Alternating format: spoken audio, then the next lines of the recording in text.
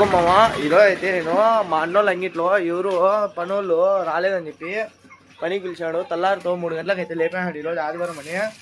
సరేలే ఇంకా పనోళ్ళు లేరంటారు కదా అని చెప్పి వచ్చినాను. వచ్చిందని చూడండి గాయస్ 18 నిమిషం 3 గంటలకు పిలుచుకొని వచ్చేసాడు. ఇప్పుడు ఫుల్ సతా ఇచ్చేసాడు, ఫుల్ కష్టపెట్టేసాడు. ఇప్పుడు టైం 8:30 అయితే ఇంటికన్నా పోదాం అనుకుంటే ఇప్పుడు కూడా ఇంటికి పంపిలా. చూడండి ఇప్పుడు మీ ముందు రేపు ఎడతా ఏం చెప్తాడో వినండి. నువ్వు ఏం నా ఇప్పుడైనా ఇంటికి పోదునా ఎట్లనా? ఏం రా వచ్చింది దానికి రా, పనికి వచ్చేటప్పుడు పని చేయాలరా. 3 గంటలకు వచ్చానా? అవును రా, పనికి వస్తే పని చేస్తాం. 8:30 పంపిస్తా, అప్పుడు పో. నా 8:20 నా టైము. 8:30 పోతే అంటే చూడు, లేకపోతే డబ్బులు కావాలా వద్దా? డబ్బులు కోసమే కదా వచ్చింది. చూడండి గాయ్స్ ఇట్లుంటాయి మన బాధలు.